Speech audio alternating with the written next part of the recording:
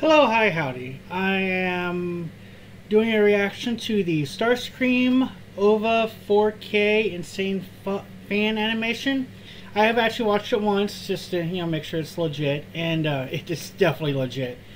So I definitely suggest you go over to 87 Render, support them, as I will subscribe right now myself, and for any future content they put out, because this is truly great. I would love to see more Transformers animations such as this come out, especially since I was a cadet in the Civil Air Patrol. I always had a fascination with airplanes. I was considering being a pilot myself at one point. Why I'm not, it's a whole different story.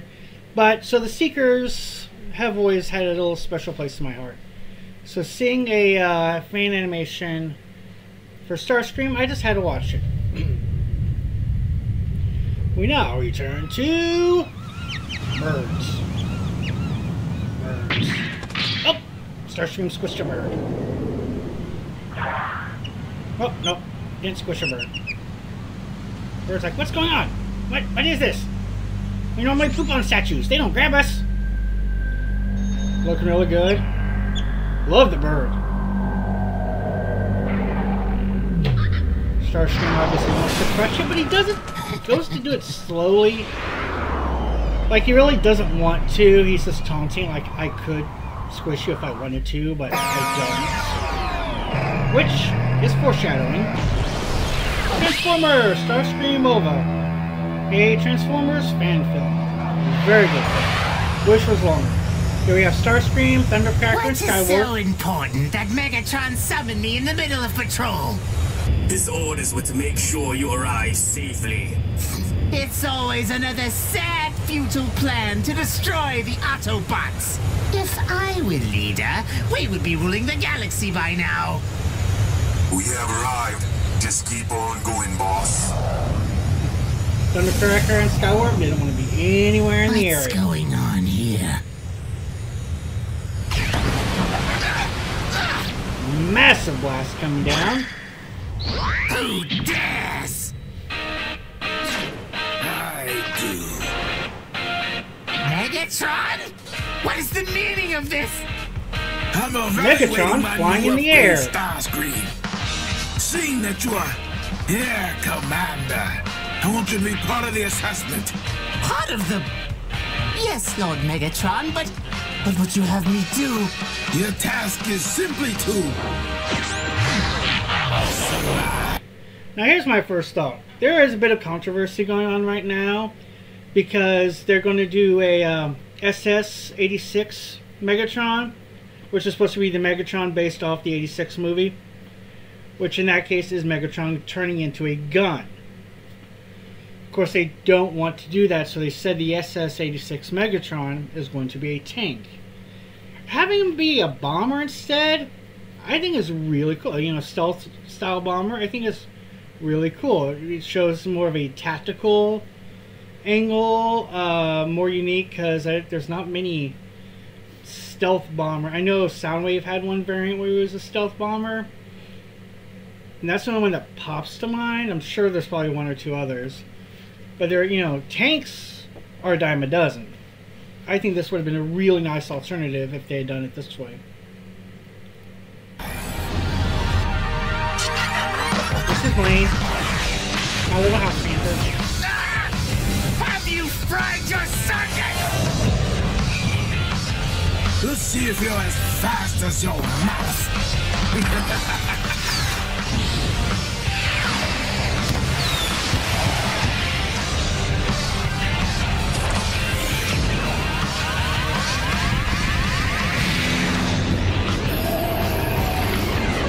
You are a fool for fighting me in the skies, Megatron.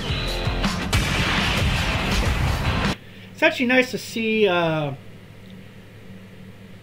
Starscream do that, the G-Walk type Macross thing that like the Macross Valkyries do, where he's half transformed and he fires. He doesn't do a full transformation in either way. So I think it really shows how powerful and tactical Starscream really is. and that he doesn't need to rely on just being in one form completely or another. He's very adaptive to what he needs to do to survive, which is why Megatron's probably dealt with it, put up with him as long as he has.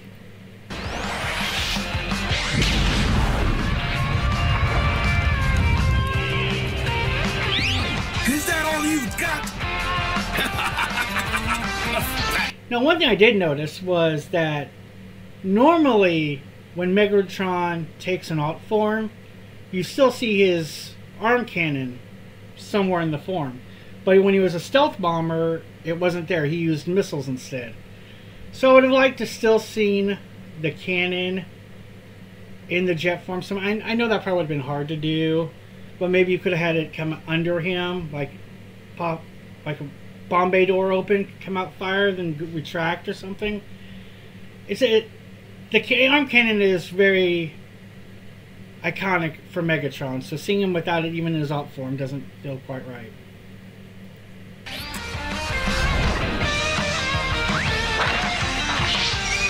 Another way to show that Starscream is very tactical, he took, even though Megatron shielded up against the initial blast, he used the cover of the smoke to get behind Megatron and shoot him where he's going to be vulnerable.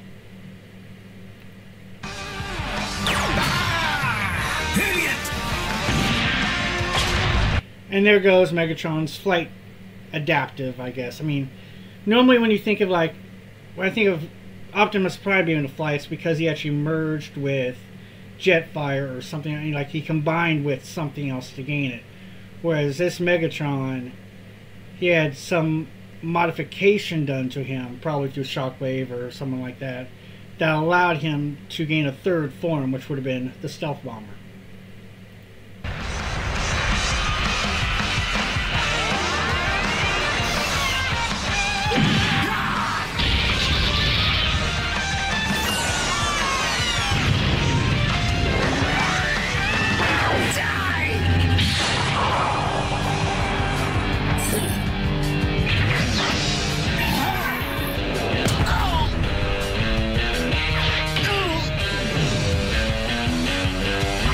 Now here's the part that has me really curious. Starscream blasted the flight pack off of Megatron, but he was still hovering in the air. So how is he doing that? It's not showing how he's staying in the air without the flight pack, which is... I don't know, maybe Megatron could fly and I just never really noticed it, but he seemed to be a ground commander. I mean, he is the main commander of Decepticons, but mostly a ground fighter.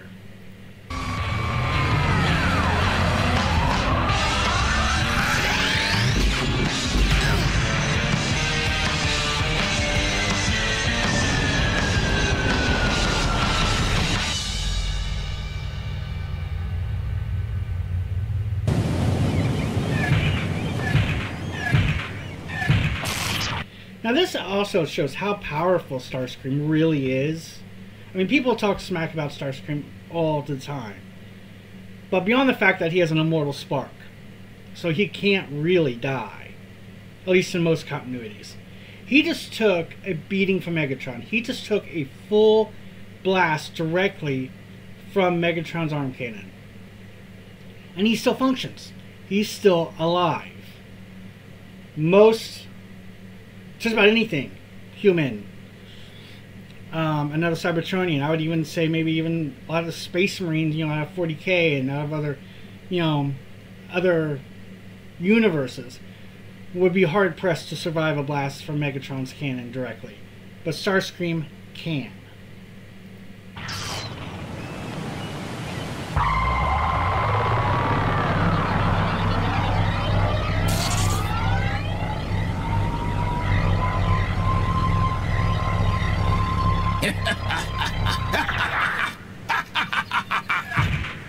Megatron is pleased with this assessment, but in the end he still sees that,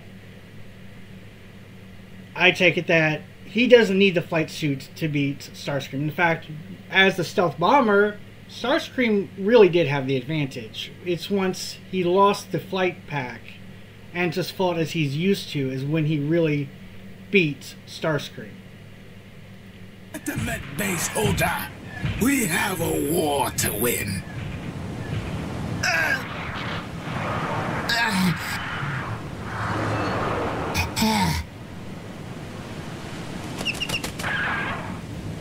Again, the foreshadowing. Here comes the bird again. Probably the same one, but who knows? It might not be.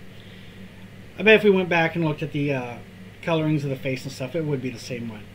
That Starscream could have squished the bird easily at the beginning, but he didn't. He let it live. That's why he closed his fist slowly. Here again, Megatron could have crushed Starscream, but he didn't. He let him live.